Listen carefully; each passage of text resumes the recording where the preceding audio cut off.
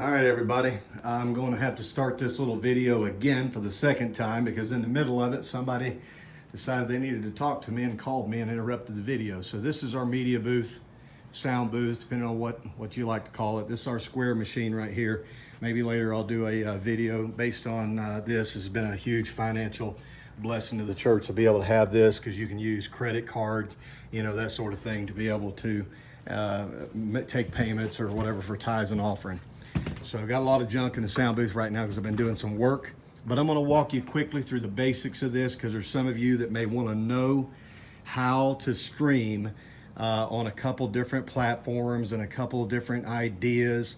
And I'm going to tell you in the forefront that this is not a go-to for everybody, but it should work and at least give you some ideas of things that you can do, because this is what I believe. I've been told this, I believe it, that we're in this thing together. That's the way it should be. I know that some churches, it feels like, one church is the New York Giants and another one's the Jets or whatever, but we're supposed to be in this together.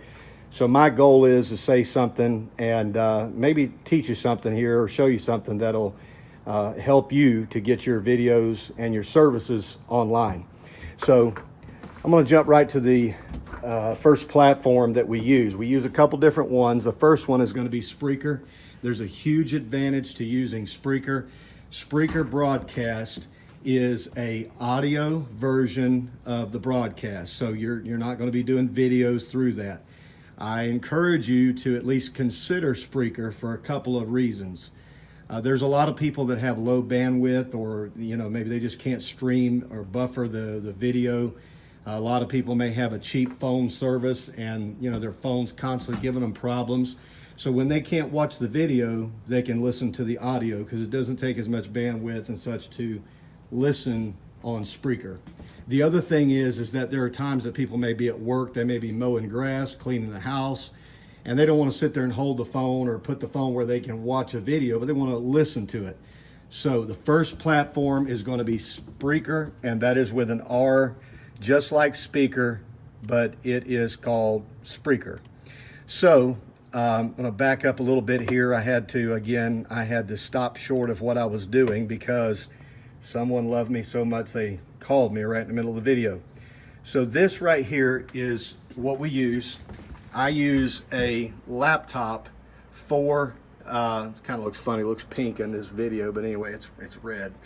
So this laptop I got from a pawn shop. I think I paid $150. It doesn't take anything real fancy. I think this may be a 10 to 13 inch screen. It's not very big, just enough. I got the mirror image up on another screen here. And so what we do is we use this, and then I've got a wireless keyboard. I can make this act just like a desktop. So this can work with desktop or a laptop. You got to have an audio input, and the audio is going to come off the board. Now, I know some of you guys are going with digital boards and such as that. We have no need to do that. And not to mention, the analog board's working just fine for what we use. And I don't have the funds right now to do that. For what we're doing, this works perfectly. So if you have a digital board, in most cases, you're going to have some sort of output, or on an analog board, an output, whether it's going to be your headphones or whether it's going to be the old style that'll say utility out, or it's going to say tape output. So me personally, I do like having the control over whatever I'm using. And because we do video and audio, I like to have separate, because sometimes your audio might be louder on the laptop side or the audio side, and then on the video side it may be lower, so I can adjust them separate from each other. So long story short, I'm coming out of the headphone jack for one of my feeds, and then for the other one I use on my board what is called utility out. So theoretically, if you had to, you could use a splicer out of one if all you had was one output, and you could take one to one thing and one to the other. So this is a stereo jack that comes out. This is 1/4 inch, and this goes out, and on the other end of this, I don't have the ability to show you all the wires.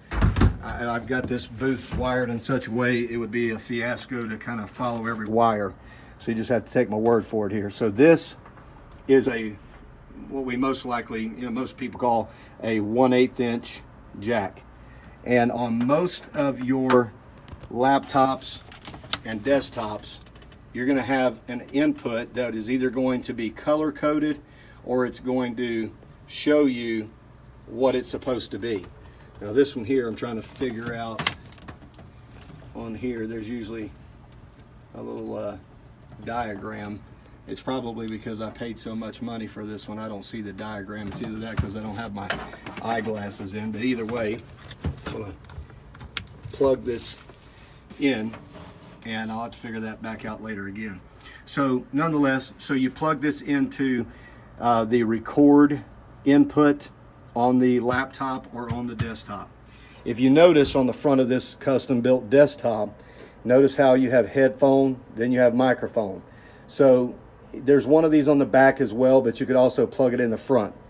So what you're doing is, this is coming off your board into the laptop. I know this is simple for some of you, but some people have absolutely no clue, and I'm just trying to help everybody, no matter what level of expertise you are. So once you've got this input here, you're going to make sure that you have Spreaker downloaded on your computer. You go to the Spreaker website, sign up. If you have a Facebook account, I encourage you to tie it to your Facebook, that sort of thing. Now, I'm going to walk you through how that you use Spreaker. This software may change at some later point. You may end up watching this video later down the road and it looks different, and if it does, I apologize, but as of right now, when you double click on this, this is what you're going to see. I'm going to walk you through this quick as I can, but try to cover all the basics. I may miss something. If you do, you can always email me and I'll try to help you. So when you get ready to go live, you first have to hit this start, and I'm not going to cover these right now because the whole purpose of the video is mainly a live broadcast. So go here to live. You can select an image. Personally, I like to put an image here myself. We have two that will work. You may have to use a resizing program to get it to fit whatever they want it to be. So for right now, we're going to put this image, which is the one we've been using on our Spreaker broadcast. You're going to go up here to title. You're going to put in a title. Right now, we're just going to put in test. In a description, we're going to put test. Down to tags, you can put up to 5. We'll just put something like Pentecostal or something down here. And then you put a comma right after it, and that way it puts it in there. So you can put up to 5 in there. Now this shows you where you want it to auto share. If I'm not mistaken, the auto share to Facebook, because of some new Facebook privacy regulations, has been made to where it may not do that. You may have to actually go in and manually share afterwards. So we have Facebook, Twitter. This is SoundCloud. I don't use SoundCloud. You can pick that to share to. You have Tumblr and you have YouTube. We have a YouTube channel, a Tumblr channel, a Twitter channel, and a Facebook channel, which I tie to my personal because we get a whole lot more views and activity that way.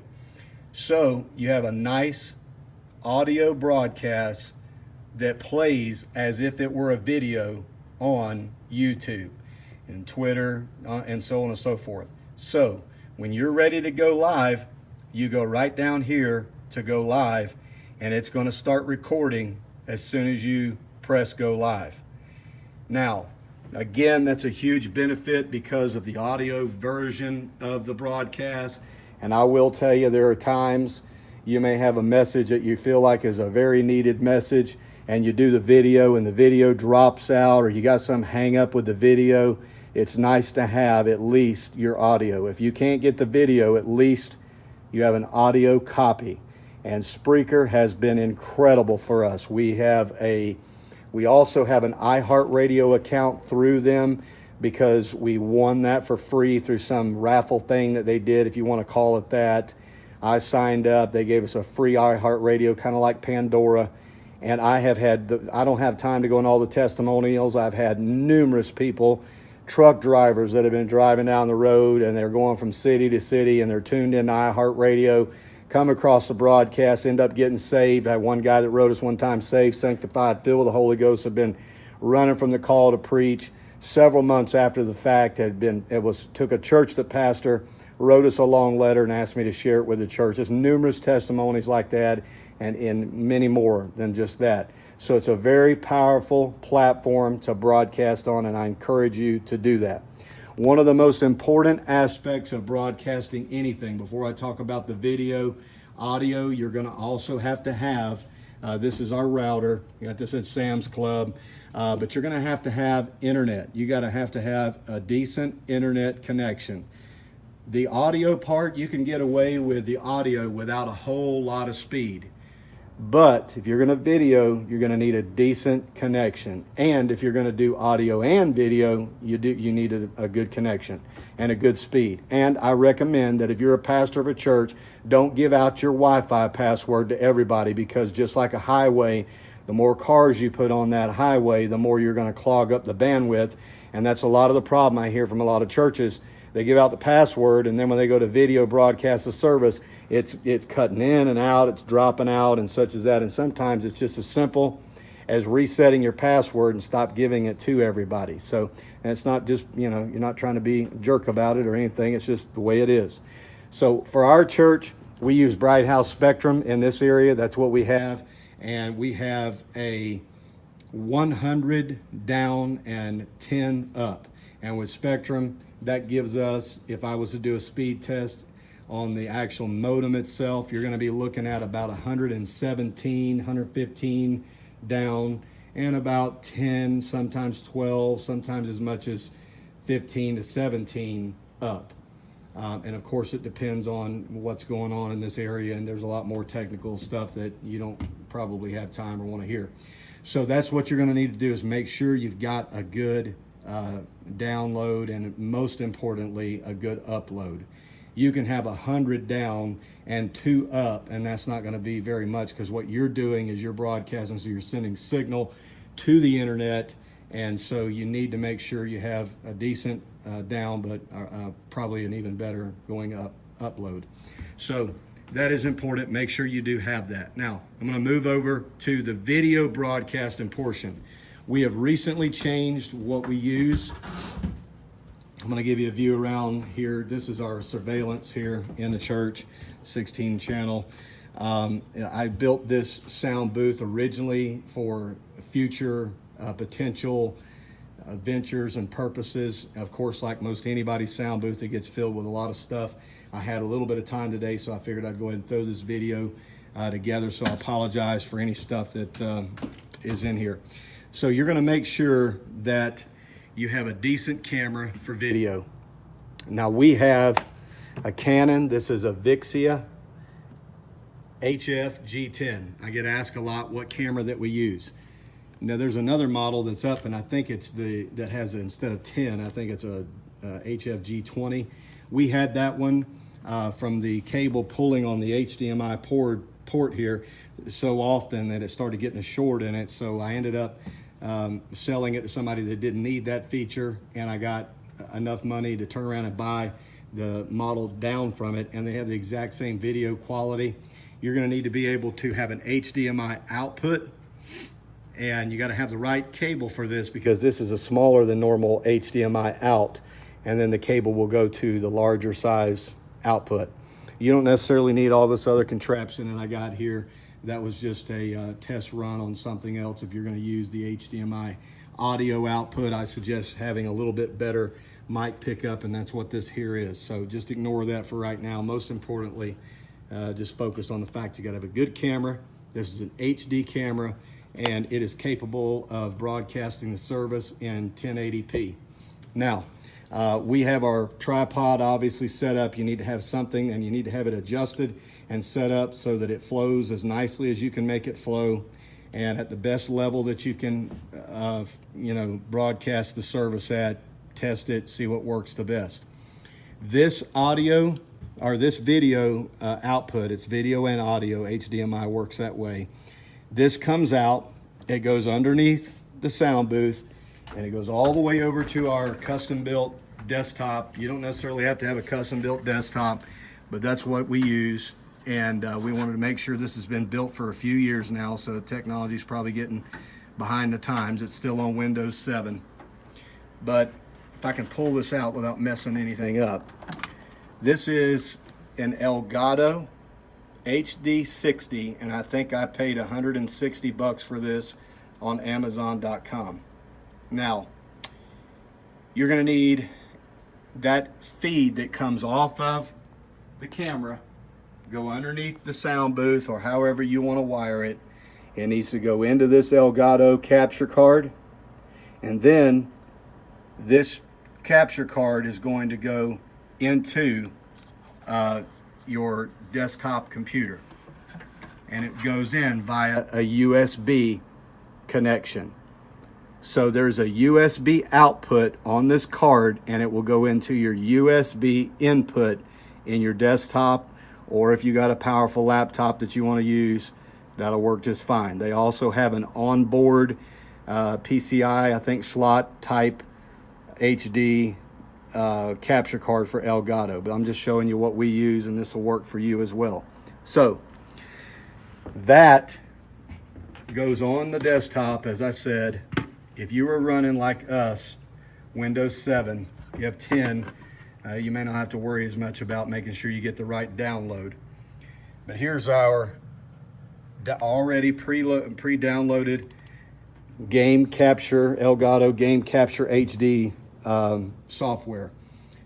This is mainly used for gaming, but I'm going to show you how you can use this for church ministry. I've had several different people that told me that they had this card and they weren't even using it. They were using something else and it wasn't working for them. It takes a minute or two for this to open up. You got to make sure your camera's on. Now there's an output on the capture card, and I take that output. You may have noticed 2 HDMI cords plugged in. That is an output so that I can have an external or another secondary source for the signal, for the image. I'm going to show you how that works in just a minute. And if you notice, this is a little TV monitor. I think this is a 10-inch. It's either a 10 or a 13, I don't remember. So this is what the software looks like when you bring it up. We used to be able to broadcast. If you notice, if you turn this up, like right here, you know, down here at the bottom, you'll notice how that the image quality goes up. Once I get a certain thing, it'll go to 1080, and then it'll go to 1080 with 60 pixels. So I'm having now, because we've been having some trouble with our internet, I'm now having to go all the way down, and it's still 720 pixels, which for YouTube is really good quality. It's a lot better than what most people are doing. But at one time I was able to do 1080p, but for some reason here lately I've been working with Spectrum trying to figure out what in the world's going on. But you can usually, at about 2 megabytes, you got to have at least that upload. But because I'm doing Facebook, I'm doing Spreaker, and I'm doing YouTube all at the same time, they're all sharing that information. So let me get rid of these little pop-ups here. Now, on the sound, this is where it's a little different. And if you look down here, this says live. This is a commentary, and this is basically for a gamer, which we're not a gamer. I'm not. You can use this by selecting this button either on or off. I have found this, after a lot of tweaking and trying and all this sort of stuff, I leave this on, and up here where it says game audio, this is the audio right here that comes through your HDMI cord. I don't really care for the whole live audio that comes through the camera's microphone or this other microphone, because it gives a lot too much room noise, too much echo. So if you can get your sound to come through the PA, your board, through this output or whatever output you use, this is right here is what you're going to want to do. You're going to want to turn this up, find out what the best sound is. Ours is around 30. If you get too high, it gets distorted. If you get too low, they can't hear it. We found for us, that's about where you're best. Now, your computer, for us, this is what ours says. Yours is probably going to be a little different. What that means is I have an output that comes off the board, and it goes under the sound booth, and it hooks up into the little record microphone, similar to this one that I showed you that was on the front. It goes into the back of the desktop. So what I'm doing there is, instead of using the audio that comes off the HDMI, which actually would be the audio for the camera, I'm using the audio that comes off of the board. Some of you are thinking you've done lost me, but there's a few of you that still understand, still follow me here. When you are ready or close to being ready to go live, I'm assuming that you've already got a YouTube account, all that. Hopefully you got all those basics. Right up here at the top, once you've signed in, you've got all that set up, right up here at the top, you're gonna select this little button. It looks like an EQ. I don't know why, but that's the way they do it. This is Live Room, and on live streaming here,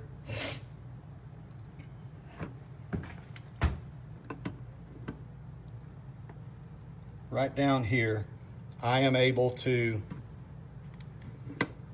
go ahead and put in the title, description, any other settings that I want it to set at. And this little thing up here where it shows offline, obviously we're not online right now, but if you keep an eye on that or you click on that ever periodically, besides the little notation you'll have down here, it'll help you to know your stream health, to know whether you're getting low or the stream is low, or whatever problem you have. I have found that it's best to go into your settings here, editing certain things, and to make sure that under your settings, I'm going to show you some of the ones that we use. I don't know if you can see that or not. I don't have updates set up on this automatic because this is an older version. I had to find the Windows 7 version, and if I put it on automatic updates, it'll update, and then if I don't have Windows 10, we won't be able to use it anymore. So that'll show you some of the little settings that we use here for this. And then let me go back to Capture. And then here, there are settings here that you can use. And you see what we have ours set on. And then a little wheel here. And this shows you some of the settings that we have here. And then here. And this is some of your more important settings. I don't know if you can see any of that. Hopefully you can see that well enough. And in that way, hopefully this will save you a little bit of time on some of the things that we've had to deal with. Anyway, save me from having to explain it all. When the time comes, I don't use this little record option here. That's to record an actual copy in the background. If you disable preview, it gives you a little bit more processing ability. So if your computer's not real powerful, graphics card's not real good, you can turn off this preview. And you can enable it just like that. If you notice, I have this muted. You need to make sure down here that you have your speaker here muted. Those are all important things. So when the time comes and you're ready to go, it's just as simple as pressing this little green button right here that says stream. That's pretty much it. And then you go ahead and do your stream from there. Whenever the time comes and you're done, you just undo that, obviously. I'm going to show you quickly kind of one other thing that I do. This is a little bit maybe unorthodox the way that we do this, and probably not as professional as it could be. But my goal is to be able to do Facebook, YouTube, and Spreaker. And by doing Spreaker, as you saw, we're hitting Facebook, Twitter, Tumblr, iHeartRadio, YouTube. When we do YouTube, it goes right to YouTube. I got a copy there under our church account. And then we have Facebook, which is Facebook Live, goes on mine. We have a lot of people that, will watch that as well. Now, this is what I do. It may sound crazy, but if you'll understand, I would have a harder time putting in codes using OBS software, blah, blah, blah. I know the new Elgato, if you have Windows 10, will do Facebook Live. But if you look, I don't have that option on this version to be able to do, let's see if I can show you that here. So if you go to add, we have the ability to do Twitch, YouTube, Ustream, Dailymotion, and whatever this is. So I've got to have another way to do Facebook, not take up a huge amount of bandwidth, and so this is what I came up with. I made myself a little box because over trial and error of many I don't know if it'd be years, but for quite a long time we've been doing this. If you notice, there's a reflection in the screen. So what I'm doing is I put a cell phone right here. I have a iPhone. When I upgraded my phone, I kept my iPhone 6 Plus, and that's what I use. This is a little miniature tripod. I can give you the links if you want them. This is made by ReadyCam. I got this, and this is the best one. If you go and look, you'll see why, because the reviews are great. But I can fit a iPhone 6 Plus with an OtterBox case in here and still be able to stream without any issues whatsoever. And I'm trying to remember the brand of this. Okay, it's a Vanguard, and this is also on Amazon as well. And I can again give you the links if you need them. So with this particular broadcast, the way I do this, we put the phone in the holder, we start the broadcast, or we don't start it typically before. Put this little box, I'm having to do this with one hand, so I custom made this box, painted it. What that does is that prevents a reflection in the screen. So there's no phone in here right now, but if there was, you'd see it's right here, and then I got an outlet right here. And what I do is I make sure that I am able to have power constantly going, because I never know how long the broadcast is going to be. So I'll plug the power in right here. Now, here's a very important part of what I'm going to explain to you. Those of you that don't want to do the YouTube and the Spreaker, whatever, I'm going to tell you, if you have an iPhone, I think this is the same with a lot of your Androids. If you want to go off of your board, which I recommend doing, I hear a lot of broadcasts, we've done the same thing in the past, and they sound terrible. They sound tinny and canny, and they sound like they're 100 feet away from the platform. You're going to need this. You're going to need this. It's called an iRig 2. They were 30 bucks. I don't know what in the world or why, but all of a sudden now, everywhere I've looked, they're 39. But it's an awesome investment. There's an adjustment on the side that is going to say gain and through. You want it set to through, and I always turn my gain up and then just roll it back just a hair. You can roll it all the way up, and it ain't going to hurt anything. But this is a TRRS output, and the typical input is TSS, if I've got that correct. So this is a standard stereo plug, 1/4 inch. This is coming off of our board over here, comes out, goes into this iRig 2, and then this plugs into your phone's input. I know what some of you are probably thinking. Some of the newer phones, like the newer iPhones, like the one I have in my hand right now, they did away with the headphone jack because everything's going to wireless. Okay, that's one of the reasons why I kept the older iPhone that I had, because I can still, with simplicity, charge it and use the headphone thing at the same time. I know Apple wasn't thinking about this particular variation of using their phone, but that's what I use it for, and it works well. So what I do is I set this up, and if you notice, I'm gonna pull this back off. I've done a lot of trial and error. Essentially, this tape right here, I've already in the past, I got this set up so that I got my marks up here on this tabletop, and everything, once I put the phone in there, it's got marks on the case. Everything is within, I don't know, probably 3/16 of an inch, gonna be where it needs to be. Once that's set, and it's where it needs to be, and I put the box on it, I don't have to move this. Let me tell you the reason why that this is such a good idea. Well, at least I feel like it is. When I zoom in or I zoom out on this same camera, if you notice, it's doing the same thing on my YouTube broadcast as it's doing on my Facebook broadcast. Why is that a big deal? Well, otherwise, you have a phone set up way back here, and the quality for Facebook Live You can't make out faces or anything.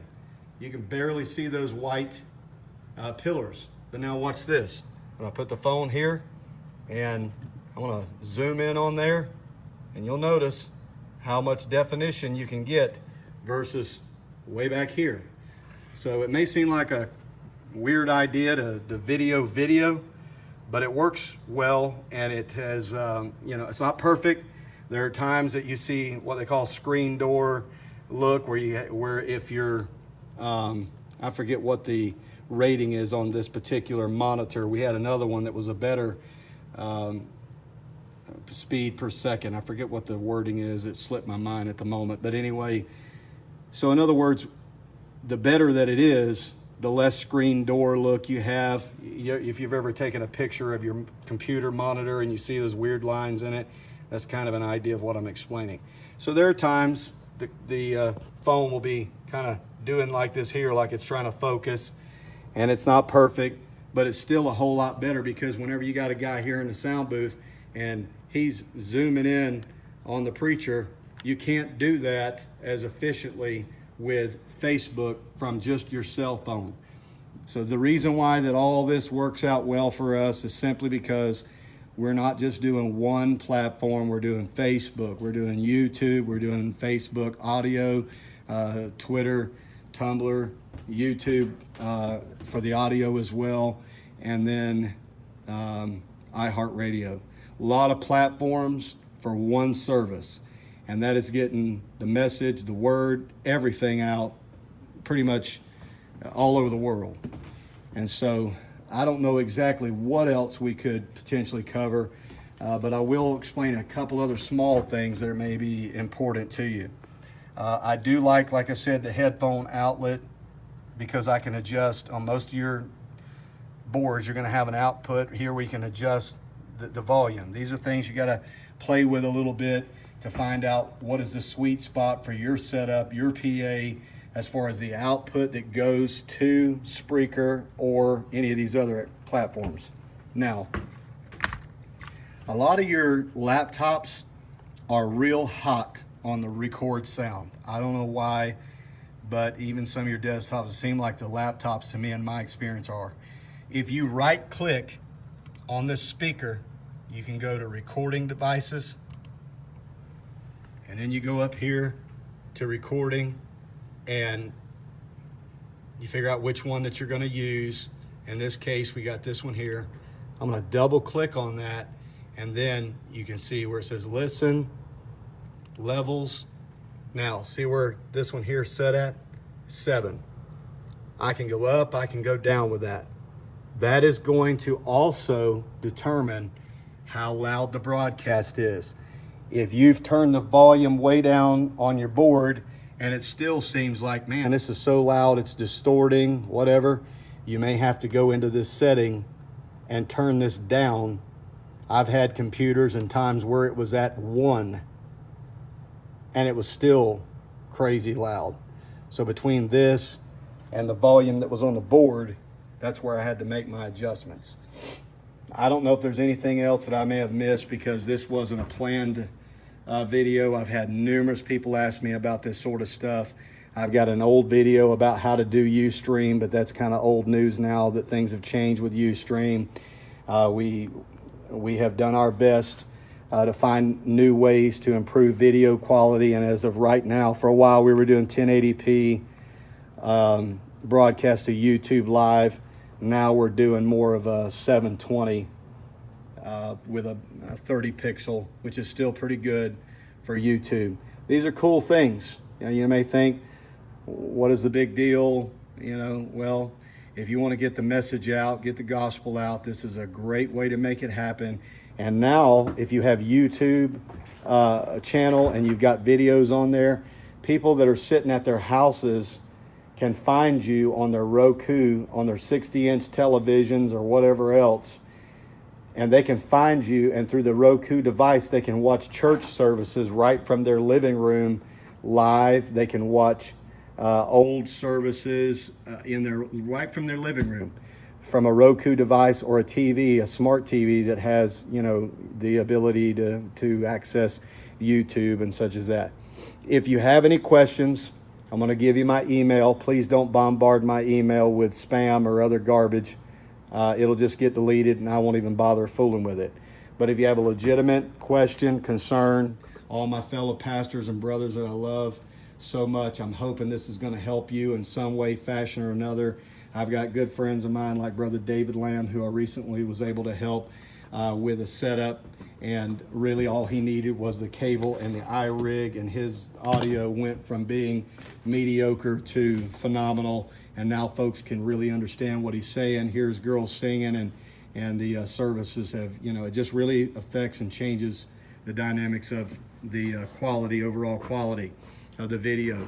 And a lot of these folks that are out there that are watching these videos, the better experience that they can have to be able to watch it, the more likely they're going to keep watching it. But whenever they can't hear you, when it's too far away and they can't see people, a lot of times people will just click out of it and scroll on. So I don't claim to have the perfect setup. I do know there are other people with much better equipment, much better setups, but this is the way I do things. I try to find the cheapest way to get the best experience possible. Hopefully, this has been a big help to you. I'm extremely busy all the time, but I've taken a few minutes of my own time to try and help some of you. And if you have any questions, like I say, send me an email. Hey, if you're one of my close friends, send me a text message or give me a phone call. God bless all of you. Pastor Myers, Grace Street Church of God. Hopefully you'll maybe join on one of our channels and listen in. And if we don't ever meet you in person, hopefully we'll see you on the other side of glory. God bless you.